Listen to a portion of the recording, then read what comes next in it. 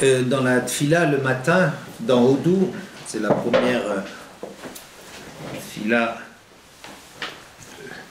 bien étendue dans laquelle on se lance ce matin, on décrit l'histoire, l'évolution du clan Israël sous cette forme-là, Asher Karat et Avram, Ushwato l'Yitzhak, Viyamideo le Yaakov, le Israël Berit Olam, que l'alliance a été conclue avec Abraham, Ushwato l'Yitzhak, elle a été confirmée avec Yitzhak, Viyamidea le Yaakov, et elle est mise en place pour Yaakov, l'Israël, et quand celui-ci est devenu Israël, Brit Olam, c'est une alliance éternelle. Donc on voit qu'il y a une progression, il y a une création progressive du peuple juif. Le peuple juif ne s'est pas créé du jour au lendemain, mais par une suite d'évolution, une évolution qui passe d'Avraham, Yitzhak, Yaakov, et même à l'intérieur de Yaakov, il y a encore une dimension qui s'appelle Israël, qui va être la forme définitive de l'alliance avec les Bnei Israël. En vérité, le sujet de ce cours est assez particulier. C'est que si on demande aux gens de parler d'Avraham Avinu, c'est pas difficile.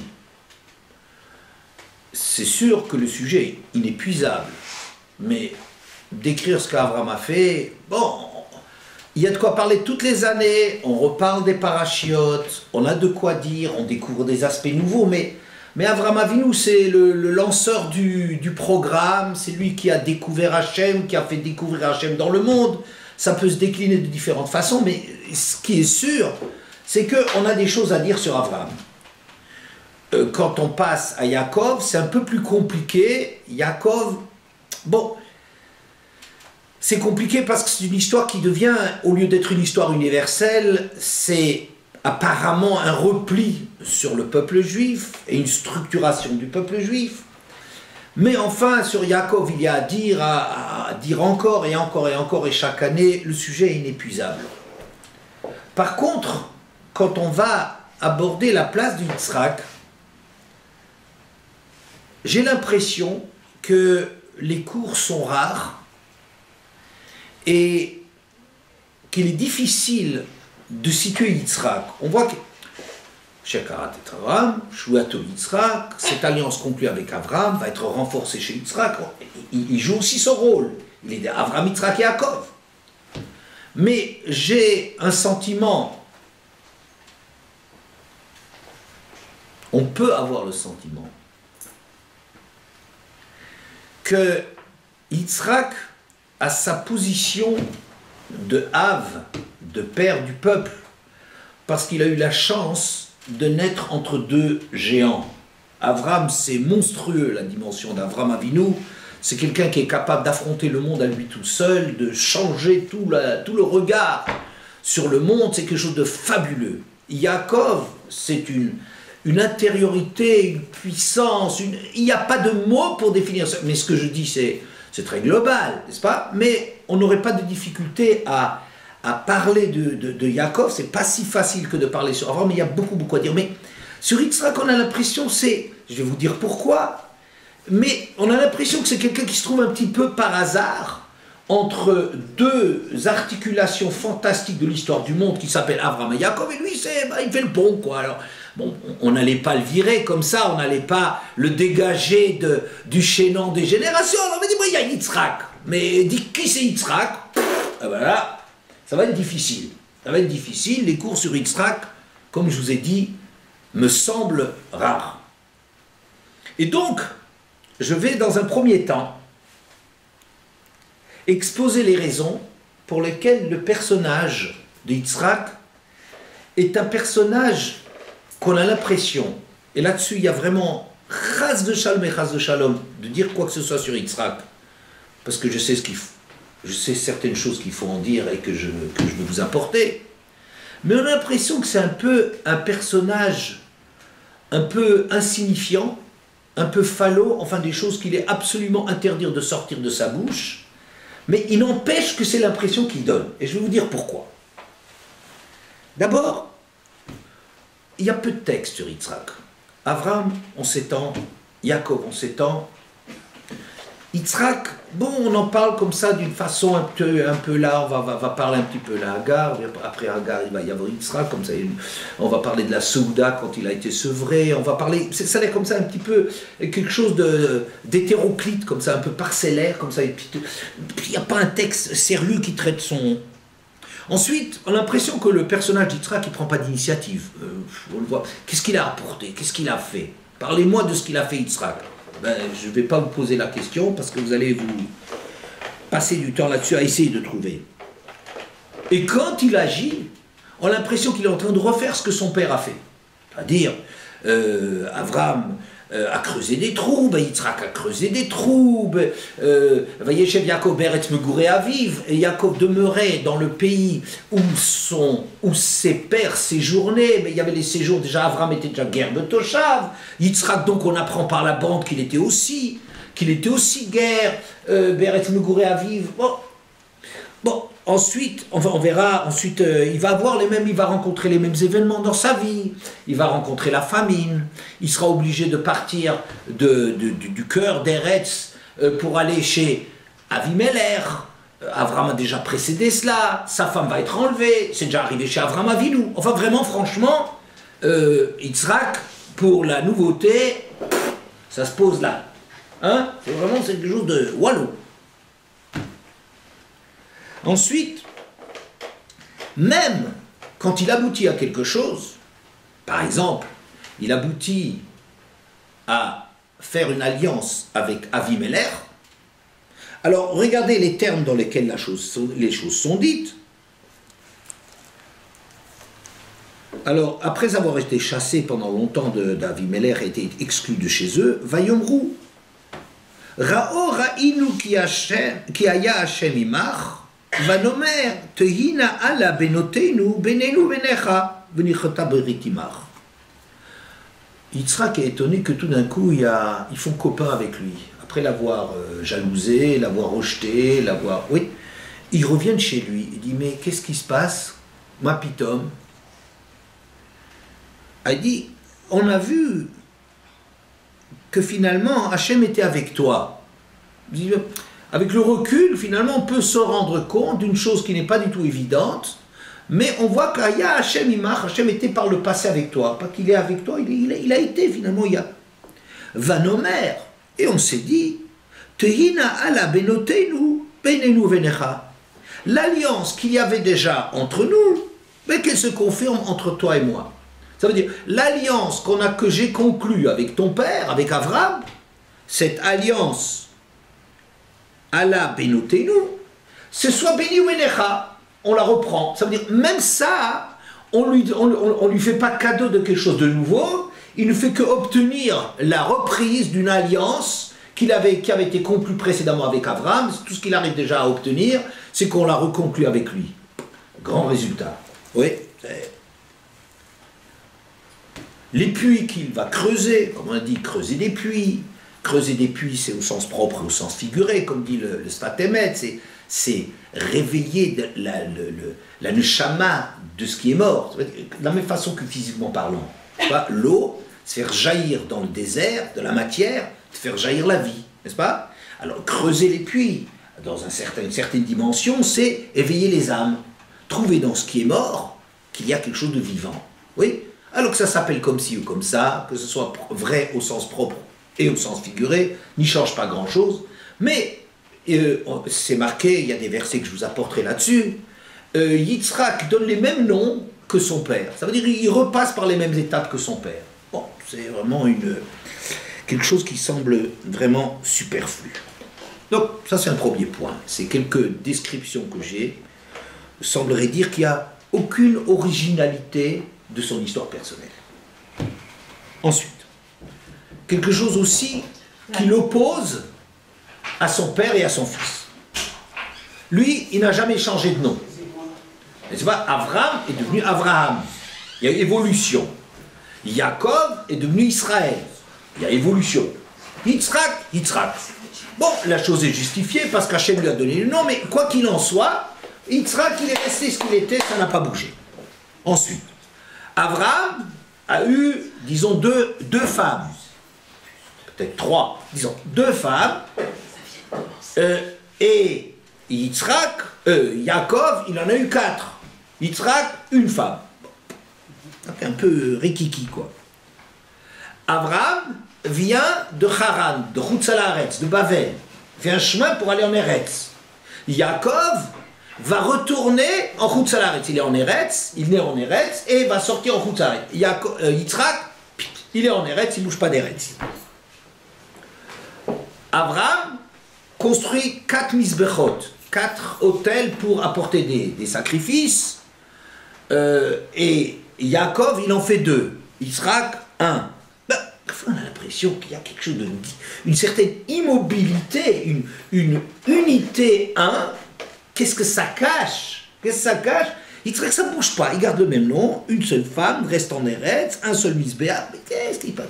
Tout est rikiki, tout a l'air d'être étriqué et étroit, alors qu'on voyait chez Avram, il y a une évolution, il change de nom, il a plusieurs femmes, il a des histoires entre ses femmes, il vient de Chutz La'aretz, il arrive à monter en Eretz, il a des tas de misbechot, il montre des étapes importantes dans sa vie. Yaakov, vous allez dire la même chose, mais Yitzhak, qu'est-ce qu'il fait là-dedans? Qu'est-ce qu'il fait là-dedans?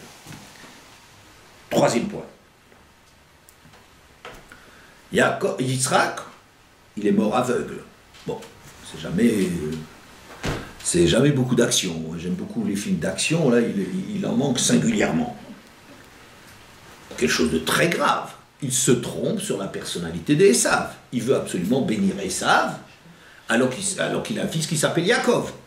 En vérité, ponctuellement, tous les mots que je vous dis, je pourrais, à la limite, les justifier. Mais si maintenant on fait un bilan, nous on veut s'intéresser où se situe Yitzhak, quel est l'apport de Yitzhak par rapport à Abraham et Yaakov, en quoi Yitzhak apporte quelque chose de nécessaire et d'indispensable à la construction du clan. C'est ça notre problème. Faites le bilan, il est mort aveugle, il se trompe sur la personnalité de Esav, il est manipulé par Rivka, par sa femme, pour bénir Yaakov, parce qu'il veut bénir Esav. Il se marie par procuration. Non mais vous avez déjà entendu des trucs pareils, c'est quelque chose d'ahurissant, c'est la paracha de cette semaine. On va pas dire, on n'a pas le droit de parler sur un Kodesh à Kodashim, on n'a pas le droit de dire des mots. S'il ne s'agissait pas d'Yitzhak, j'ai dit, mais zut alors, mais franchement, tu n'es même pas fichu de se marier tout seul. Ah, il faut qu'on envoie... Il y a des explications, des justifications, tout ce que vous voulez, mais résultat des courses, même ça, le mariage, c'est encore pas lui. Sa femme, pardon? Oui, absolument, absolument. C'est Abraham qui a envoyé Eliezer, c'est pas Yitzhak qui l'a envoyé.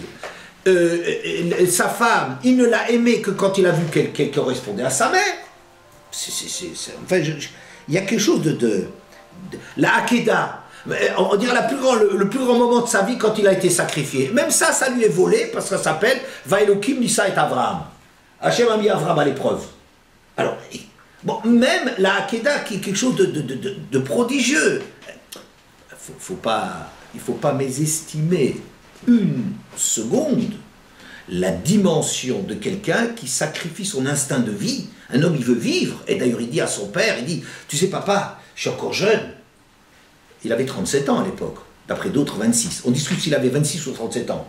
C'est pas un vieillard de 100, je sais pas combien, de 137 ans ou de 126 ans, l'âge d'Abraham, qui peut quelque chose contre un jeune. Et Yitzhak lui dit, tu m'attaches bien fort, parce que je pourrais dans la panique, je pourrais bouger et rendre mon sacrifice pasoul. Bon, c'est une grandeur, c'est évident. C'est évident, sacrifier son instinct de vie, l'instinct de conservation, c'est la chose qu'on transporte avec nous. Oui, arriver à sacrifier ça, ça donne déjà un peu une idée d'une dimension hors norme. Mais il n'empêche que dans cet Akedat Yitzhak, on a l'impression que ce qu'on voit surtout, c'est Abraham. Même si par la bande, on voit aussi. Bon. Donc vous voyez déjà, encore, sa propre histoire, il l'a subie. Enfin,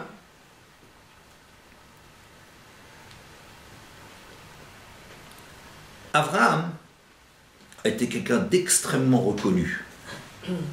Abraham était qualifié « Nesi Elohim ata betochenu ». Tu es parmi nous un représentant de Dieu. Ou bien, Emek Ameler, après la guerre que Avram a menée victorieusement contre les 4 rois, et l'endroit de la paix, ça s'appelle Emek Hameler, la vallée du roi, chez Sham Himlichu et Avram le Meler al Kol Haolam. Que là-bas on a nommé Avram comme roi sur le monde entier. Avram, il est incontesté. Il est tellement grand, Avram, il est tellement grand que tout le monde s'écrase devant lui. Tout le monde reconnaît la grandeur d'Avram. Yitzhak, pas du tout. Yitzhak a été très contesté. Yitzhak, il a eu des démêlés avec Avimelech, a été très critiqué, a été jalousé. À la fin, il a obtenu. Mais en vérité, il a une vie très peu reconnue. Hein? Bien. Alors, pour ces différentes raisons, et puis il y a encore un petit point qui serait pour les kabbalistes, mais nous en sommes tous un peu, il ne faut pas avoir peur de la Kabbalah. Le problème de la Kabbalah, c'est que c'est du charabia, et le problème, c'est d'arriver à mettre des mots dessus, alors on dit des choses intelligentes. Mais tant qu'on vous fait ça, alors vous êtes en train d'être mené en bateau avec des mots très savants, comme si par exemple les médecins ils parlent de quelque chose. Vous voyez, alors ça ne s'appelle pas un mal de ventre, c'est un nom tellement scientifique que vous y retrouvez, personne ne sait ce que c'est quelque chose de... Avant, quand j'avais mal au ventre, c'était pas très grave, mais quand on m'explique on me donne un nom médical là-dessus, je commence à me sentir au bord de la mort, quoi. Hein. Alors, bon, c'est assez... Mais ça, c'est un peu comme ça, là, avec la Kabbalah, souvent, il y a des mots, il y a des repères et des renvois qui rendent la chose difficile et qui nous fait croire que c'est un air très compliqué, mais quoi qu'il en soit, on appelle Yitzhak, l'habitat de Yitzhak, c'est la Gvura, c'est la force. Mais on ne voit pas ça. Il a reçu un titre, je ne sais pas si c'est usurpé, mais Avram, on va dire Avram Chesed. Est-ce que quelqu'un va dire qu'Avram, c'est pas le Chesed? Mais non, Avram, c'est Chesed. Au Talmud Torah, on sait qu'Avram, c'est Chesed. Yitzhak Gvura, bon, il faut bien coller une mida quelque part qui fait opposition au Chesed, j'en sais rien. Alors on va trouver un nom comme ça, on va l'appeler Gvura. Tu sais pas qu'est-ce qu'il y a comme Gvura chez Yitzhak. A priori, tu sais pas qu'est-ce que c'est ça. Bon. Et ça, mais regardez le pire, mais je trouve le pire, que Avimelech ne reconnaisse pas la grandeur de Yitzhak, et que quand enfin il reconnaît quelque chose, il voit quelque chose chez Yitzhak, il le fait au nom d'Avram Avinu. Ça, c'est une chose. Mais la Torah elle-même, elle fait la même chose. Dans le Perek Kavav, alors c'est marqué comme ça.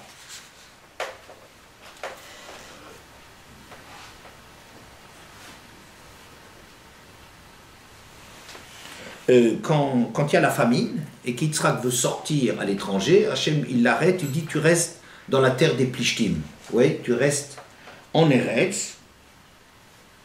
Et je te multiplierai, et je te bénirai, n'aie pas de crainte. Ekev asher shama Avram bekoli vaishmor mishmarti mitzotai chukotai betorotai. Et ça, c'est en échange de ce qu'Avram, il a obéi à ma voix, qu'il a observé ce que je lui ai demandé de protéger, mes mitzvot, mes décrets, mes enseignements.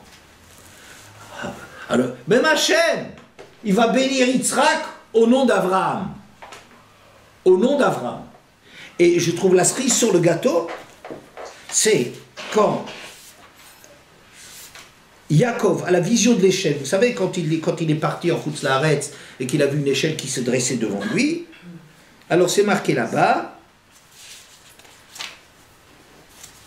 ça il faut le voir pour le croire. Veine Hachem nitzav alav, Hachem était debout sur l'échelle, Vayomar, et il lui dit dans son rêve à Yaakov, Ani Hachem Eloke Avraham Avicha Veloke Yitzhak. Ça c'est la meilleure celle-là. Quand Hachem s'adresse à Yaakov, il lui dit, c'est moi le Dieu de ton père Abraham. Et le Dieu d'Yitzhak. Enfin zut, quand même. Et jusque-là, aller jusque-là, c'est quand même un peu... Ah ça c'est quand même un peu fort. Yaakov, c'est le fils de Yitzhak, incontestable, n'est-ce pas? Hachem s'adresse à lui et on dit, je suis le père d'Avram ton père, je suis le Dieu d'Avram ton père. Ah non, on enlève même son père. Je suis aussi le Dieu d'Yitzhak. Ok, d'accord. Mais ton père, c'est Abraham. Quoi, le père de Yaakov, c'est Abraham. Ah oui, ça, hop là, on a sauté là-dessus. Baruch Hashem, Yitzhak a été effacé d'Emmanuel par la Torah. Vous voyez que, avec ces quelques points, bon, j'en ai quand même noté pas mal, on a comme ça une impression que c'est vraiment ce que j'appelle Yitzhak, une simple parenthèse. C'est un moment de l'histoire, mais qui sert, c'est l'intermédiaire entre, mais pas dans un sens positif que l'intermédiaire, tout tourne autour de lui. Mais c'est un intermédiaire comme une espèce de... Comme il a eu la protection, le piston dans la Torah, d'où est-ce que ça vient? C'est parce que Yitzhak, il s'appelle un Av, parce qu'il appelle un ancêtre, parce qu'en vérité, le pauvre, il est vraiment, vraiment, vraiment absent, insignifiant, aveugle, à côté de la plaque, sans histoire, sans évolution, sans lucidité, sans... Mon Dieu, mon Dieu, mon Dieu. Et ça, c'est ce qu'on va nous dire, Asher Karat et Avram ou Shvatol Yitzhak. Il y a maintenant une étape avec Yitzhak. D'accord? Voilà. Je vous fais un bilan de ce que ça veut dire Yitzhak, et donc vous comprendrez bien que si je demande à quelqu'un de dire qui c'est Yitzhak, il va être très embarrassé parce qu'il n'aura que du négatif. Heureusement qu'il y a Akedat Yitzhak. Ça le sauve. Ouais, sa mort le sauve. C'est pas tout à fait effectué, mais enfin c'est... Voilà. Alors, ça, c'est le côté négatif, inexistant, secondaire, je ne sais pas comment on va le qualifier, de Yitzhak. Mais c'est pas si facile que ça, le sujet. Dans le verset, au début de Parshat Toldot,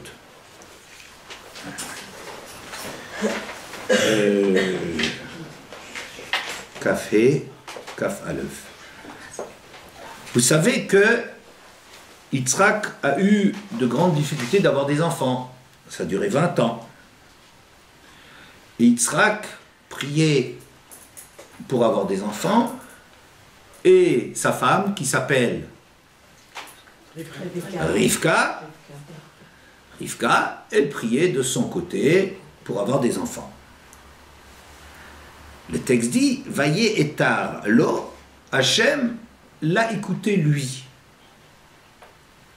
Rashi, Vaillé etar lo, ils étaient à deux à prier, et Yitzhak et Rivka, mais Hachem a donné un enfant, des enfants, des jumeaux à Rivka, parce qu'il a écouté la prière de Yitzhak. Vaillé etar lo, Velola, on apprécie, pour lui, il a écouté, lui et pas elle.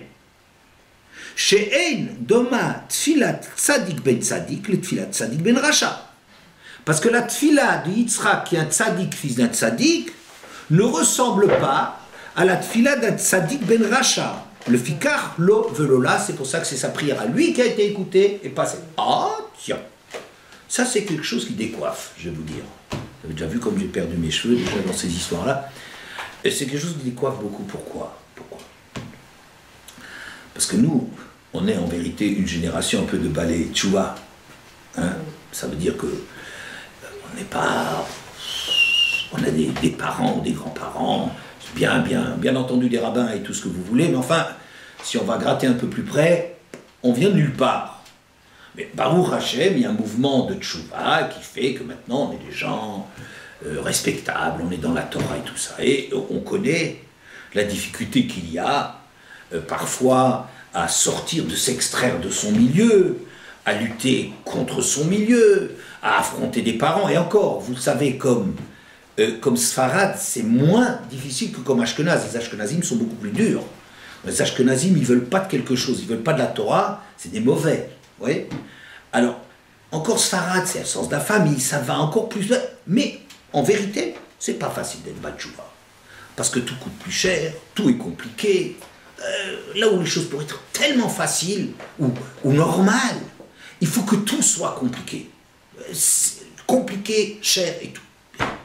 Alors on peut mesurer un peu et apprécier la valeur de la démarche de Rivka. Rivka, Bat Betuel, la fille d'un rachat. Achot Lavan, à Arami, la sœur d'un rachat. De Aram, un endroit de Rechaïm. Elle a tout contre elle. Et cette fille admirable, dès son plus jeune âge, elle affronte ces gens-là, on lui demande, est-ce que tu vas aller avec Eliezer pour te marier? Je vais aller, c'est pas vous, je ne vous demande pas votre opinion, et je ne vais pas dire oui parce que vous me le demandez. C'est de moi que ça dépend et moi je pars. Une force comme ça d'une gamine, quelque chose d'incroyable. Et contre qui elle a lutté? Lavan, c'est un monstre, c'est un monstre Lavan, il va rouler Yaakov, c'est quelqu'un de terrifiant là. Et elle se confronte à son père, elle confronte qui est un assassin qui a cherché à empoisonner Eliezer, elle se confronte à Lavan, elle se confronte à un milieu de Rechaïm, elle fait un chemin, c'est l'archétype, le type même si vous voulez d'une Baal Teshuvah. Elle a fait un chemin, ce que nous on apprécie comme Baal Teshuvah, mais c'est rien de rien par rapport à ce qu'elle a fait comme chemin. Qu'est-ce qu'elle a dû affronter? On vient nous dire, Enadomat filat tzadik ben tzadik et filat tzadik ben racha. Là c'est un des rachis sur lesquels les gens butent, ne comprennent pas. Quoi? Yitzhak c'est mieux? Yitzhak il a plus de mérite, il a plus de force dans sa tfila, alors qu'il est le fils d'Abraham. Je veux dire, on sait très bien que Giscard d'Estaing, il était polytechnicien parce que son père était polytechnicien avant et son grand-père était polytechnicien après, et je n'ai pas besoin de demander qu'est-ce que ses enfants vont être, n'est-ce pas? Pourquoi? Mais parce que c'est le milieu, ils ont les meilleures conditions. Chez Avraham Avinu, on parle que de Torah et de Tfila et de Chesed et d'Achnasatochim et d'ouvrir les portes, etc. Et que quelqu'un tombe bien dans ce milieu-là, c'est un peu normal, Et le texte vient nous dire, étonnamment, oh tu sais, oula, la Tfila du Yitzhak, ça c'est quelque chose. Donc, vous voyez ici, il y a quelque chose qui dérange un peu dans l'image un peu simplette que semble présenter Yitzhak, qu'en vérité, il doit avoir quelque part une dimension. On n'a pas encore compris laquelle. Si je l'oublie, vous me le rappellerez, je vous dirai pourquoi cette fille-là, elle est plus grande que celle de Rivka, mais a priori, c'est très étonnant. A priori, on ne croit pas dans un monde de Baal Teshuvah, qui est un peu le monde actuel du judaïsme français, qu'il y a quelque chose au-dessus du mérite de quelqu'un qui se confronte au monde et qui lâche ses parents, Bon. Ensuite, la tfila des Yamim Noraïm, toute la tfila de Rosh Hashanah et Kippour, elle tourne toujours autour de Yitzhak. Le personnage central de Yamim Noraïm, c'est pas Abraham et c'est pas Yaakov. Pas raconter des histoires, le chauffard, mais c'est pas seulement le chauffard, la Hakeda, on ne parle pas qu'Hachem a mis Abraham à l'épreuve, etc. Non, le mérite de la tfila, tout ce qui va se passer à Rosh Hashanah et Kippour, c'est Yitzhak. D'ailleurs, la Hakeda, sans doute, elle a eu lieu à Kippour. C'est pour ça, entre autres, que Kippour a été un jour qui a une capacité comme ça d'éveiller de la grandeur chez les gens.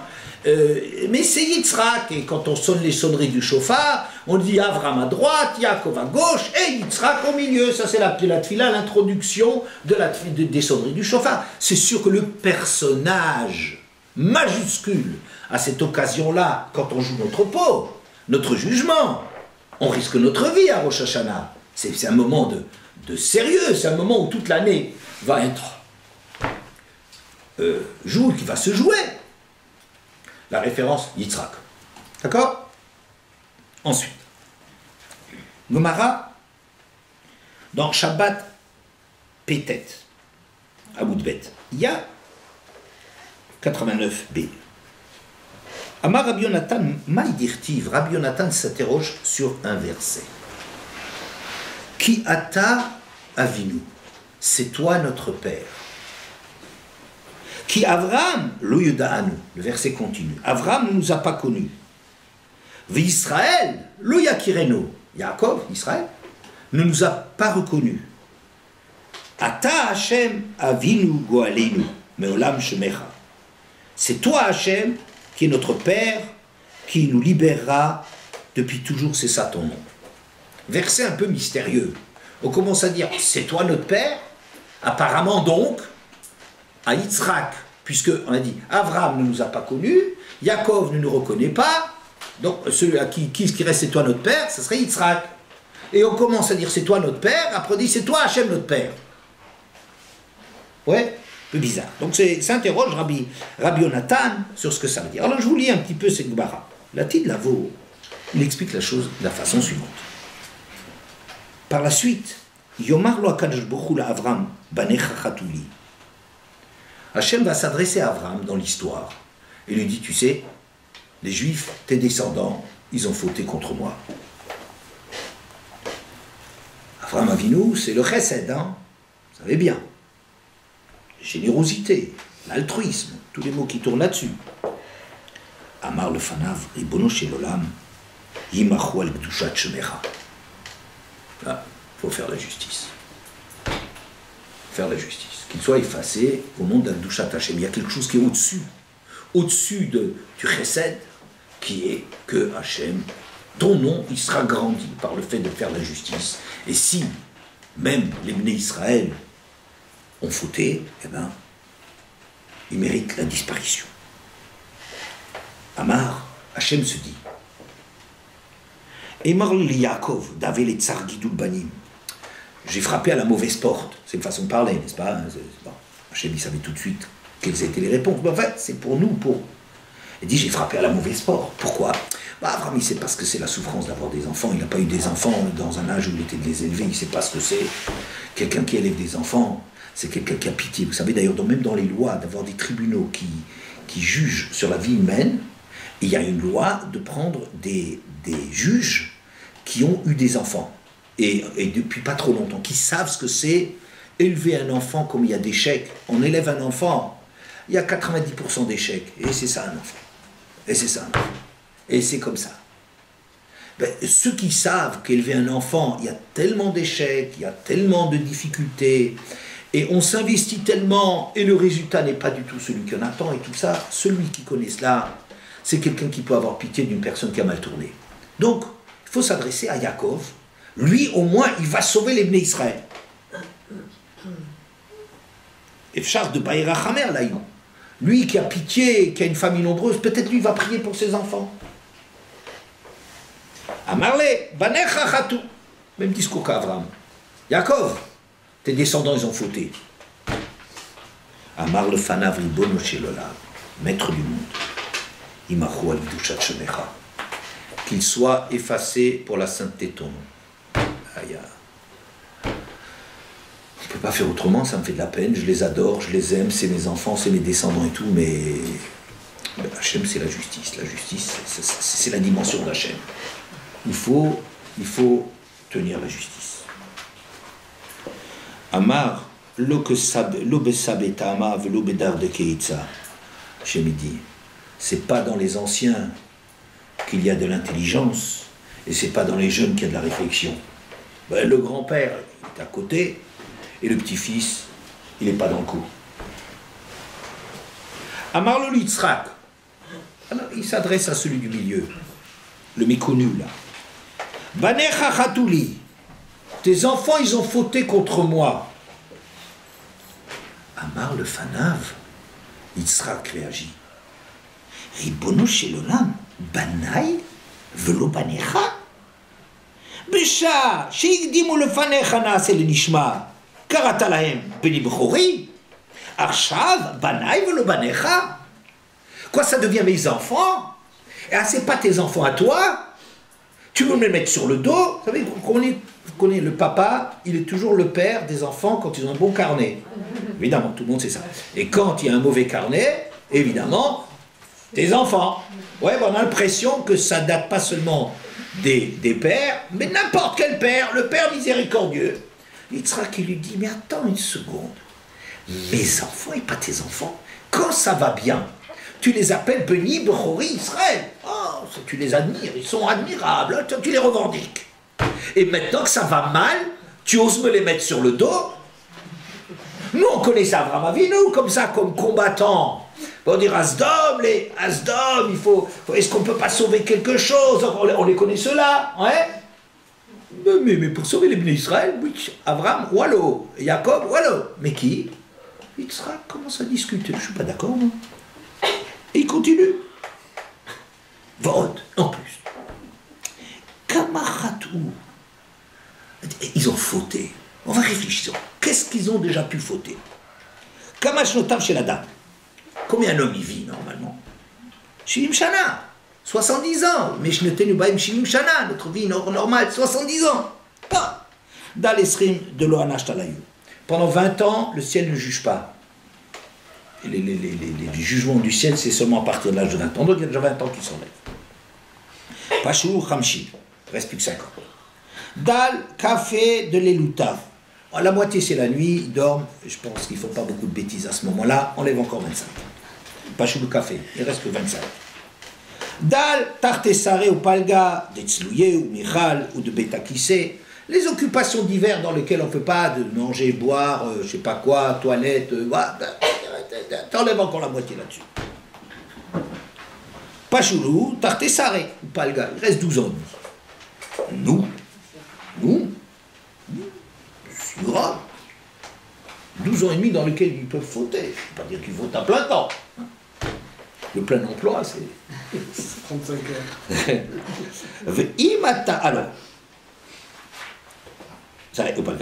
Imata Sovel et Koulam Moutav. Tu vois, c'est pas tellement difficile de supporter ce qu'ils peuvent faire pendant 12 ans et demi de leur vie. Si tu supportes ça, ça marche. Veimlav. Et si c'est trop difficile pour toi, pas le galère, on fait moitié-moitié. Khatsi. Moitié-moitié. Veim Timtsolomar Koulam alay. Ah, tu n'as pas la force de les supporter. Tu me les mets tous sur le dos à moi, Yitzhak. Hakrevit nafshay kamar. Moi, j'ai donné ma vie pour toi. Alors tu dois leur donner leur vie. Donnant. Moi, j'ai donné ma vie pour toi. Tu m'as demandé d'être sacrifié. Eh bien, il n'y avait pas de raison. Ben maintenant, tu leur donnes la vie pour cela. Patru kulam vamru. Ata avinu. Alors tout le monde a dit, ah, ça c'est notre père. Qu'est-ce qui nous reconnaît dans les moments de détresse? Eh bien, c'est pas Abraham. C'est pas Abraham avec sa grandeur. C'est pas Yaakov avec son immensité. C'est Yitzhak. C'est le petit Yitzhak, l'insignifiant Yitzhak. C'est lui qui affronte Hachem, et qui dit Hachem, ça ne marche pas, je ne suis pas d'accord, mais ça ne va pas. C'est lui qui négocie, et c'est lui qui nous sauve. Amar lahem Yitzhak, on le reconnaît bien là.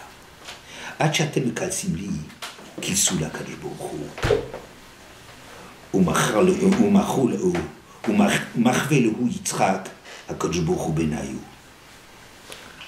Allez, Yitzhak il dit, aïe, arrêtez. Moi je suis votre père. Mais non, c'est lui votre père. Il remonte le ciel. C'est lui votre père. Et c'est ça ce que le verset, Nasu enem marom, Omrim, Ata Hashem, Avinu Goalenu Olam Shemera. C'est toi Hashem qui est notre père. Donc c'est pour ça que le verset commence en disant, c'est toi notre père, en s'adressant à Yitzhak, parce qu'Abraham ne nous a pas connus, parce que Yaakov nous a délaissés, et après il continue à dire, c'est toi Hashem notre père. C'est toi Hashem notre père. D'accord? Bien. Encore. Quelque chose d'incroyable. Yitzhak, je pense que Yitzhak, c'est un homme plein de retenue. Un homme d'une honte absolue. C'est comme ça qu'il est qualifié, mais je ne vais pas dire pourquoi c'est comme ça. Disons, le fait qu'au moment d'Akedat Yitzhak, il a vu Hachem face à face, comme si c'est un korban vivant, il a eu un tel sentiment de Shivit et Hachem Negdit Tamid, de présence d'Hachem, que ça montre à l'homme que l'homme, ça crée chez l'homme une gêne, une pudeur, une réserve, parce que la conscience qu'il y a quelque chose qui l'écrase complètement, ça c'est chez Yitzhak qu'on le trouve. D'accord? Eh bien, il y a quelque chose qui est vraiment très, très étonnant et qu'on trouve chez Yitzhak plus qu'Avraham et Yaakov. Avraham, c'est marqué quoi? Avraham, c'est marqué à propos de Sarah. Maintenant, je vais parler des relations du mari et de sa femme. Avraham et Sarah, Ata yedati ki isha yefat mareat. Maintenant, je me rends compte, quand il est allé en Égypte, après des années maintenant, je me rends compte que tu es belle. Comme s'il est en train de découvrir. Je ne rentre pas dans le détail de tout, qu'il a découvert qu'au bout de tout ce chemin, elle était encore belle. C'est pas qu'il y a une recette extraordinaire de beauté chez les Imaot, c'est idiot. Quand ils ont fait un voyage, ils ont les traits tirés, ils sont fatigués. Mais quoi? Mais elle a toujours sa beauté. Ce qui veut dire que sa beauté n'est pas due au maquillage, mais c'est une joie intérieure, c'est un vécu intérieur, c'est ça ce qu'on voit chez... Et donc, maintenant qu'on a fait l'épreuve de marcher comme ça pendant des heures, et qu'on est tous harassés, et qu'on a tous les traits tirés, et tout ça, maintenant je vois que tu es belle. Avraham Avinu, il lui en faut du temps pour voir que sa femme, elle est belle. Yaakov. Ah, Yaakov, c'est beaucoup mieux. Si on peut dire, je ne sais pas comment on va qualifier ça. Quand il voit Rachel, il va embrasser Rachel. Oh, il y a des explications al Pikaba là-dessus. Bon, parce que c'est quand même un peu choquant. Bon, quoi qu'il en soit, c'est le maximum de ce qu'on arrive à voir du côté de Yitzhak, c'est que, maintenant, Yitzhak, notre personnage, le héros, alors c'est comme ça. Il était chez Avimelech pendant un certain temps. Il avait présenté Rivka comme sa sœur, de peur qu'on l'assassine pour la prendre. Hein? Mais Avimelech, qui avait été instruit par l'expérience de Sarah, il se méfiait, il ne s'est pas trop approché.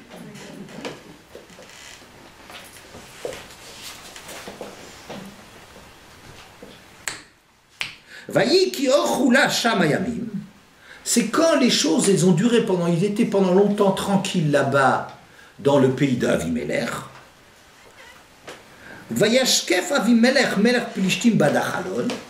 Le roi Avimelech a regardé par la fenêtre, il a regardé dans leur chambre. Vayar, il a vu. Vehine Yitzhak metzachek et Rivka ishto. Et voici Yitzhak qui se réjouissait, c'est un terme pudique, avec Rivka sa femme. Qu'est-ce qu'on dit avec Rivka sa femme? On sait bien que c'est Rivka, c'est sa femme. C'est-à-dire comme un mari et une femme qui prennent leur plaisir. De plus, je pense que c'est intéressant aussi, c'était, a priori, s'il arrive à voir par la fenêtre, c'était le jour. Et normalement, on n'a pas de rapport le jour. Ce qui me fait dire que ce Yitzhak, qu'on a l'impression que...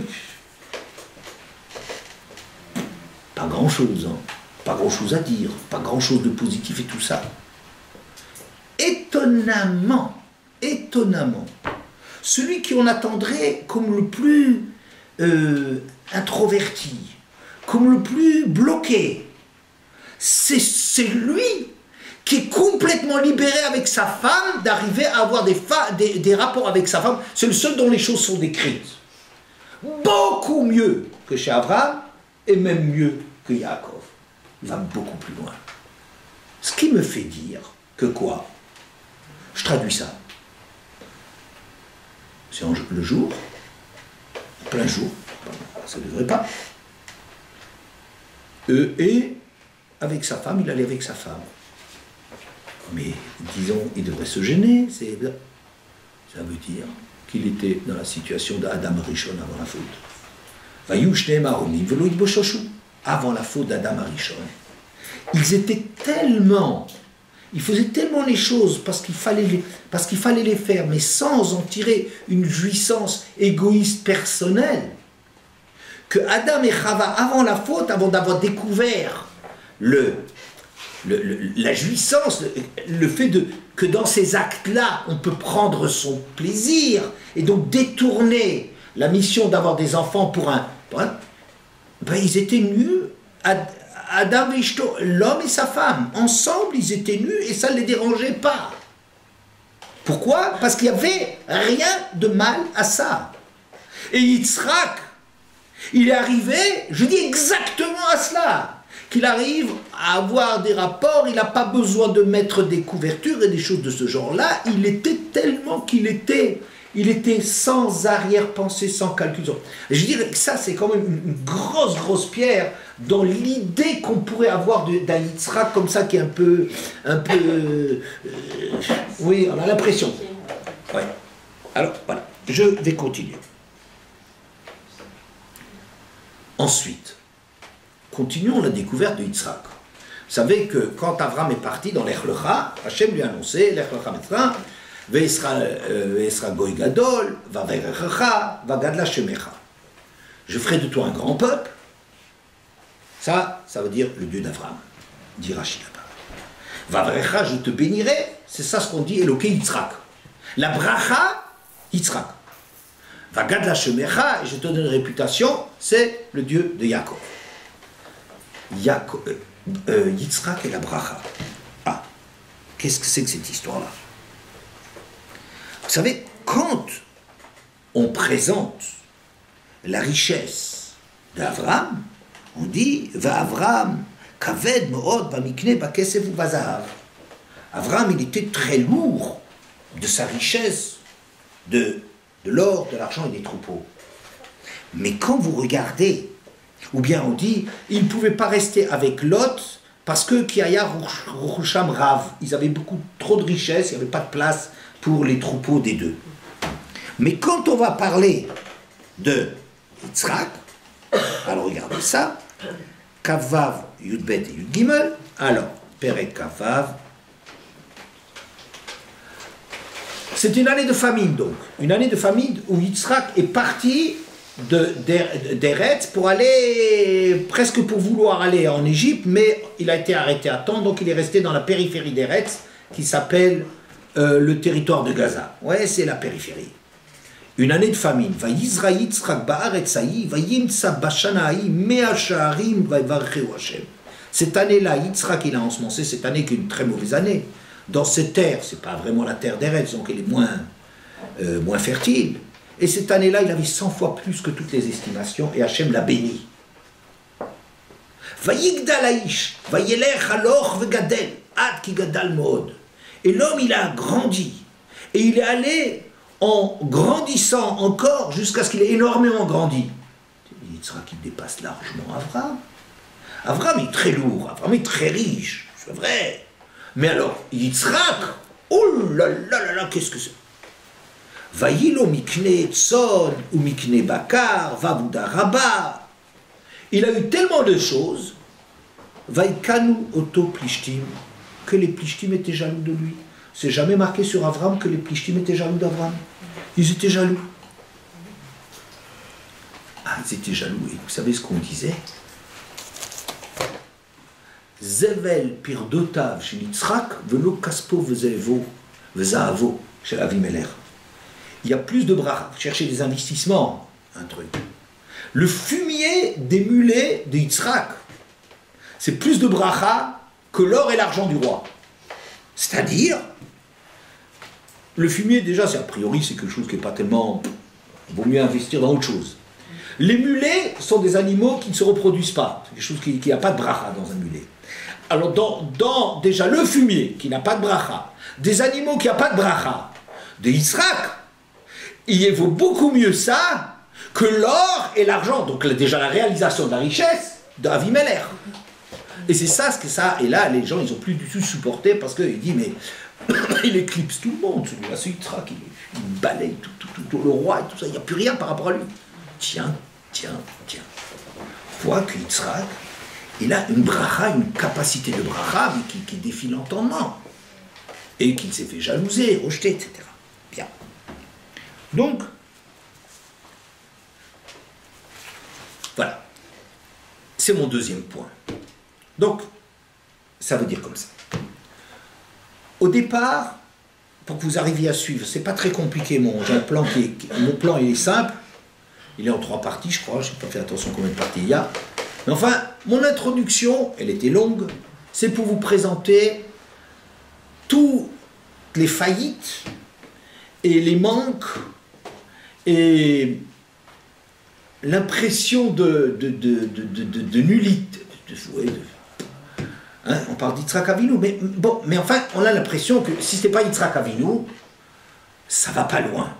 Ça va pas loin. Il est rien, quoi. Dans un deuxième temps, je vous ai dit, mais regardez, mais Yitzhak, il est prodigieux. C'est lui notre Père. C'est lui qui nous sauve à Rosh Hashanah Kippour. C'est lui qui va avec sa femme. Il est libéré plus que n'importe qui est libéré. Il a une tfila qui est plus forte que la tfila de Rivka. Qu'est-ce que c'est? Il a une richesse qui défie l'entendement, une bracha qui défie l'entendement. Attends, ça cadre pas. Qu'il se passe quelque chose dans Yitzhak qui est... Mais je ne comprends pas. Ça ne cadre pas avec l'image qu'on en a au début. Au début, on a l'impression qu'il est falot, il est nul, il ne se passe rien, il est à côté de la plaque. Il est... Eh bien, pas du tout, du tout, du tout, du tout.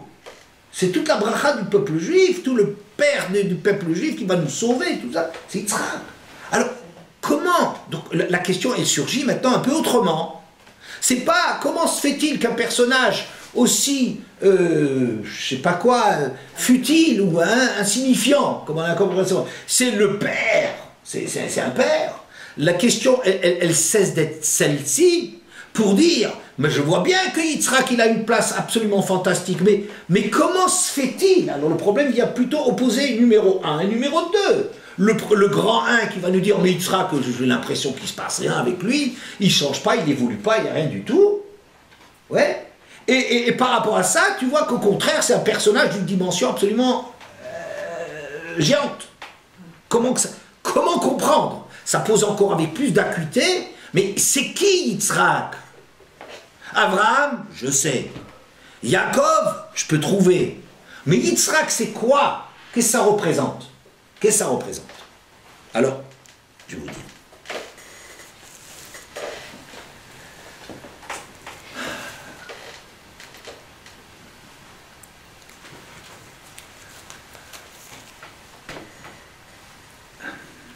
Abraham, on décrit la grandeur d'Abraham par Lech Lecha Vayira. Abraham est reconnu, Abraham est grand, Abraham montre la réalité d'Hachem sur terre, n'est-ce pas? Il est extraordinaire, il a toutes les qualités, il a fait découvrir le monde, croyait à Hachem, mais en Hachem dans le ciel, vous comprenez? Dans l'idée, les gens n'étaient pas contre le fait qu'il y a un Dieu, mais personne ne croyait que ce Dieu, il était dans l'histoire, que les mitzvot, que les midot, que l'agissement d'un homme était quelque chose qui transforme le monde, parce qu'il y a que l'homme arrive à établir un lien avec le Créateur. Et Avraham Avinu, sa réussite exceptionnelle, maintenant on a parlé d'Yitzhak, alors ça c'est hors norme, mais la réussite quand même exceptionnelle d'Avraham, les midot hors du commun de tout ce qu'on peut imaginer d'Avraham Avinu, a fait que finalement le personnage d'Avraham Avinu est un personnage il a tout traversé, il a tout démontré. Il a une bravoure sans faille, il a un courage exceptionnel, il a une générosité qui défie l'entendement, etc., etc., etc., etc., etc. On ne peut pas arrêter la liste de la grandeur d'Avraham. Oui? Bien.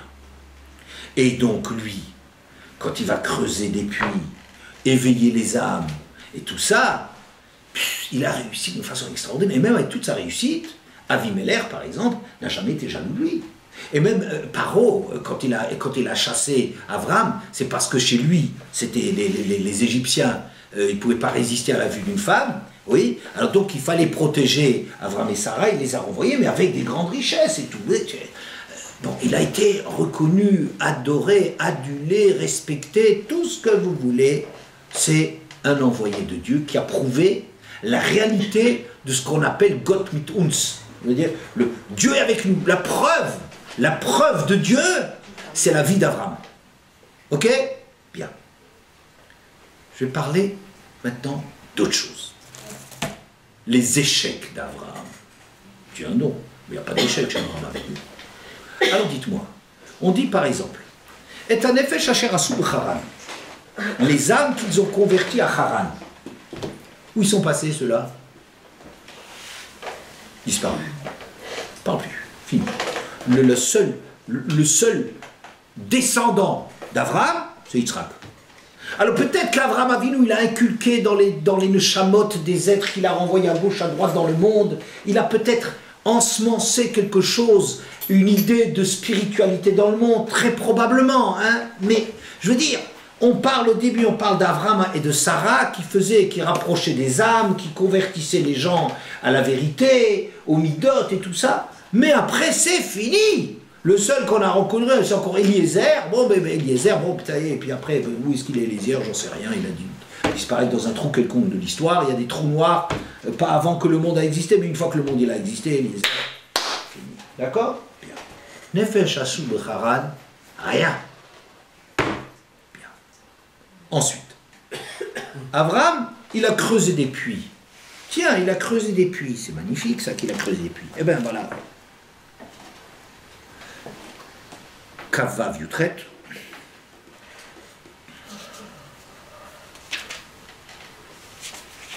C'est marqué. Yitzhak est revenu et il a creusé les puits d'eau qu'ils avaient creusés à l'époque d'Abraham, son père. Et maintenant, c'est très intéressant. Vayesatmum pelishtim achare mot Abraham. Et que les Plishtim, ils ont comblé après la mort d'Abraham. Plus de traces d'Abraham. Plus d'Abraham. Il y avait des rivalités. Pardon? C'était des rivalités. Peut-être. Quelle que soit la raison sur laquelle on peut-être de la rivalité, peut-être, mais du vivant, il n'y avait pas. Hein? Quoi qu'il en soit, l'œuvre d'Abraham Avinu, il n'y en a pas. Il n'y en a pas. Le Brit.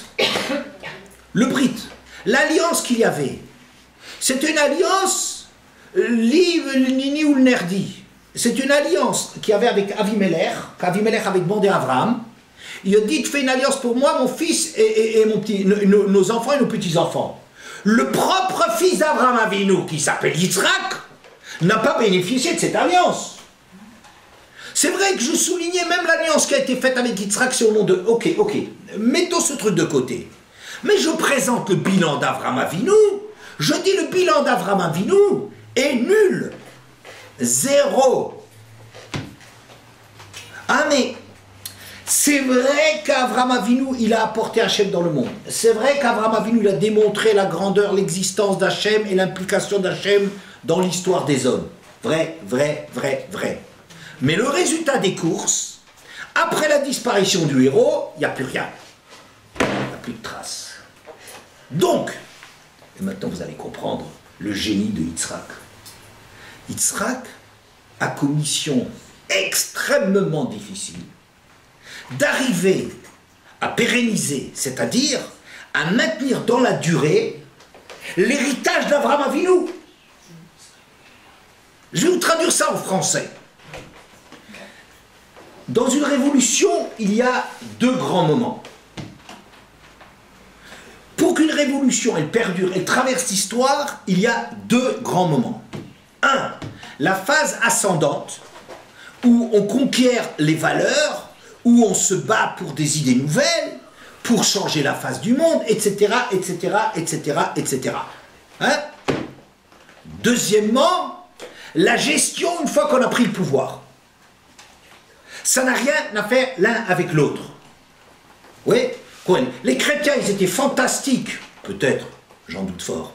Ils étaient fantastiques à l'époque où ils avaient des martyrs. Depuis quand ils ont arrêté d'avoir des martyrs, ils en ont fait chez les autres. Mais enfin, bon, ils ont été formidables. Ils étaient des martyrs, ils ont truc, machin, ils ont été formidables. Ils aimeront ton prochain comme toi-même, tu le temps l'autre jour. Le jour où ils ont pris le pouvoir, ils sont devenus pourris comme tous les gens qui ont le pouvoir. Les marxistes sont des gens remarquables. Ils vont sauver les gens de la servitude des tsars. C'est extraordinaire. Il ne faut pas mésestimer ça. C'est une vision extraordinaire de mettre le prolétariat, truc machin, de découvrir qu'un ouvrier et que c'est une chama qui mérite de vivre. C'est extraordinaire. C'est pour ça qu'il y a tellement de juifs derrière. Parce qu'ils se sont fait abuser par la générosité fantastique qu'il y avait là derrière. Et c'était une lutte dans laquelle ils ont donné leur vie. Et ils ont versé leur sang. C'est sûr. Ils ont réussi d'une façon magnifique. Résultat des courses, le goulag. Quand eux, ils ont pris le pouvoir, une fois que le système est en place, ça foire, il n'y a plus rien. C'est pire, ils sont pires que le système qu'ils ont dénoncé. La Révolution française, magnifique. Combien de têtes coupées? Oui. Tous les systèmes, ils ont une phase extrêmement difficile, qui est de prendre le pouvoir. C'est une chose. Prendre le pouvoir, ça s'appelle la mission d'Avraham Avinu. Ça veut dire amener Hachem dans le monde. La deuxième phase, c'est tout à fait un autre problème. C'est qu'une fois que tu as le pouvoir, comment tu gères ça? Comment tu maintiens les choses? Comment tu les tiens dans la durée? Comment tu les tiens dans la durée? Comme il dit Rav Wolbe, Miya le Bahar Hachem ou Miya Kumbim Kom Kodsho. Qu'est-ce qui arrive à gravir la montagne d'Hachem? C'est une chose, arriver à monter sur la montagne, conquérir les choses, l'ascension, c'est extraordinaire, c'est extraordinaire. Ou Miya Kumbim Kom Kodsho, qu'est-ce qui peut rester dans cet endroit? Parce que conquérir c'est une chose, mais maintenir c'est une deuxième chose. Or, Avraham Avinu, du fait de son charisme, de sa beauté, de sa générosité, de son... J'ai oublié de dire qu'Yitzhak qui ressemblait même physiquement à Avraham. On pourrait enlever encore quelque chose, quand même pas d'originalité là-dessus. Bon, alors voilà. Alors, mais Avraham Avinu, il n'y a pas de mots pour parler de la grandeur d'Avraham Avinu. Seulement tout le problème, c'est que le produit il peut marcher que quand il y a le promoteur qui est là. Mais tout ce qu'Avraham Avinu a fait n'a pas survécu. Le problème qui est très difficile, comment tu vas faire Miya Kumbim Kom Kodsho, comment tu vas garder le... Oui, voilà. Alors, j'ai déjà sans doute ici dit dans ce cours qu'on dit que le Mashiach il viendra si les Juifs font 2 Shabbats, 2 Shabbatot, n'est-ce pas? Bon, alors, on peut s'étonner, pourquoi 2 Shabbatot? Un Shabbat, ça serait déjà tellement fantastique. Et si 2, pourquoi pas 3? Ouais. Bon, mais dire pourquoi 2? Pourquoi 2 Shabbats? Un Shabbat, il faut lancer un produit qui s'appelle Shabbat. Alors, le regretté Ramassi Truc, il lançait le Shabbat de tous les Juifs. Le Rabbi de Lubavitch, il lançait le Sefer Torah de tous les Juifs. Enfin, tous les pubs de tous les trucs, mettre dans la tête des gens que si on lit les prolétaires de tous les pays, les Juifs de tous les du monde entier, unissez-vous, etc. Et on va construire quelque chose. Oui, bon, alors on lance le produit. Ben, voilà. Alors, je veux dire, ça marche, ça peut marcher si on arrivait maintenant avec les médias. Ben, on va vous dire, vous savez, regardez, on va faire une émission dans ces temps troublés qu'on vit tous et qui sont difficiles à vivre pour tout le monde. On va vous montrer une petite lumière du Shabbat. Projection, la table blanche du Shabbat, avec le vin rouge, de préférence, les bougies qui brûlent, les enfants autour, les zmirotes, un commentaire de la Torah. C'est tellement... Il faut être fou dans les temps qui courent de ne pas être juif. C'est tellement une hurrah, un calme dans des temps tellement agités, c'est tellement apaisant, c'est un produit qu'il faut lancer. Problème, c'est quand vous lancez le produit, la deuxième fois, le produit il est plus nouveau. La première fois, c'est extraordinaire. La deuxième fois, c'est beaucoup plus difficile. Pourquoi? Parce qu'on connaît déjà le truc.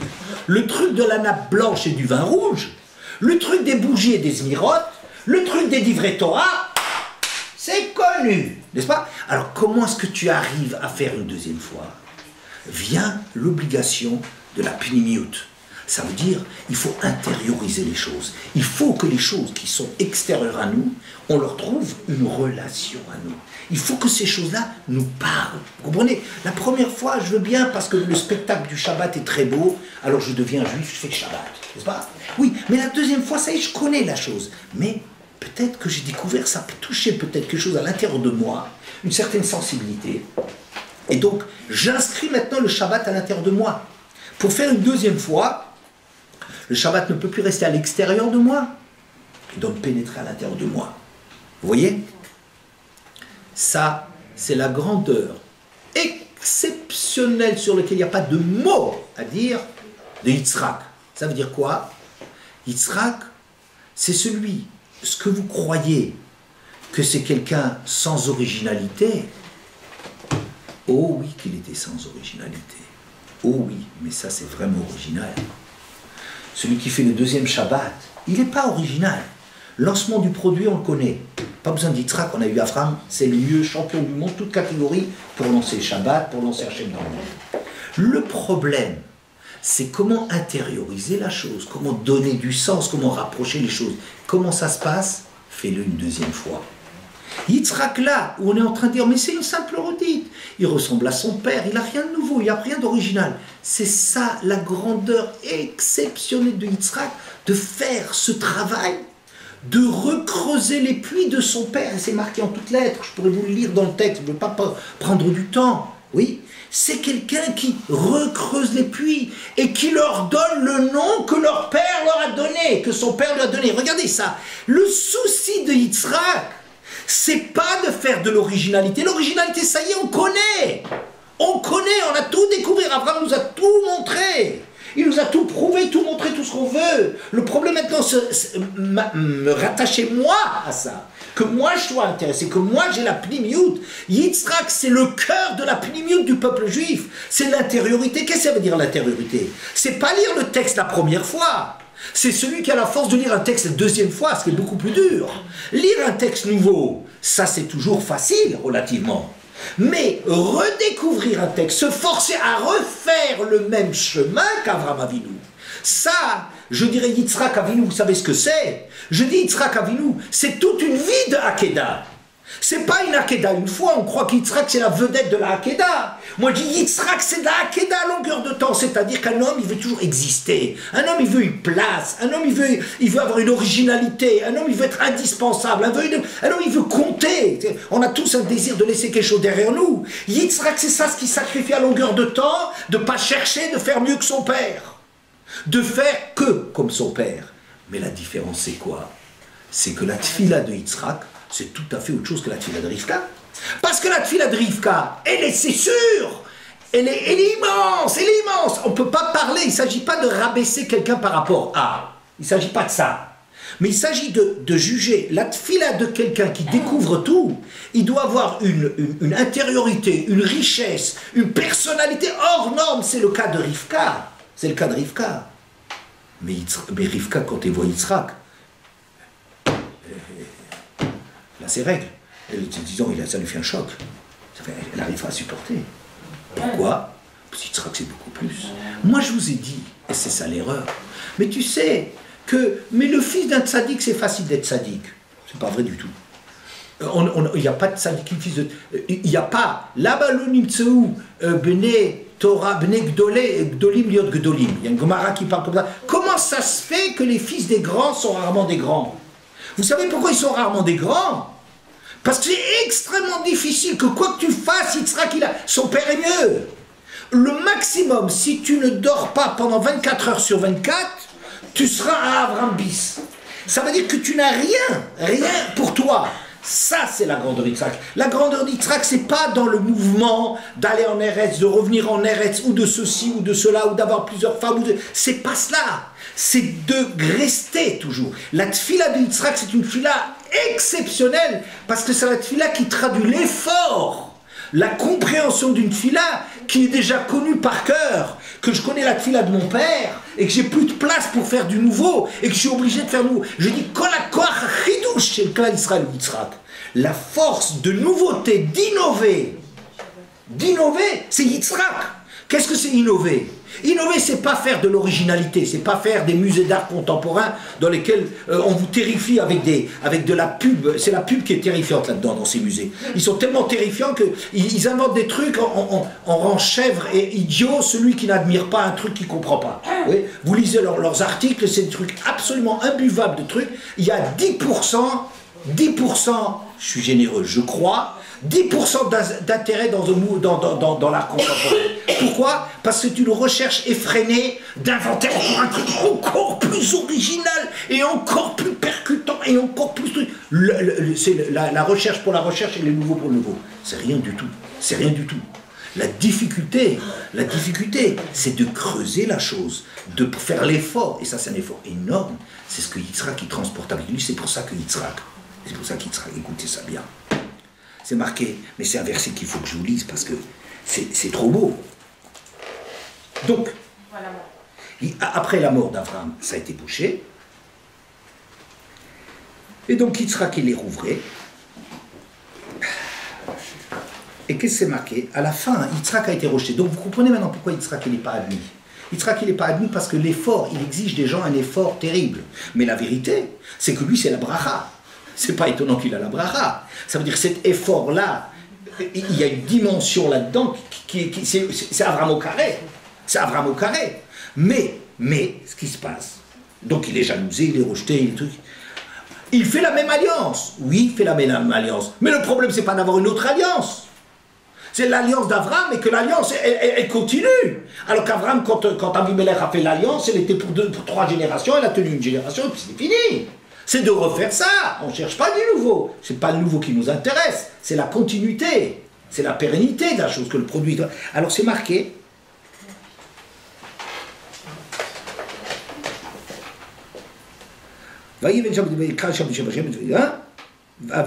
Bon. Et alors, quand Avimelech l'a enfin reconnu, ça met du temps.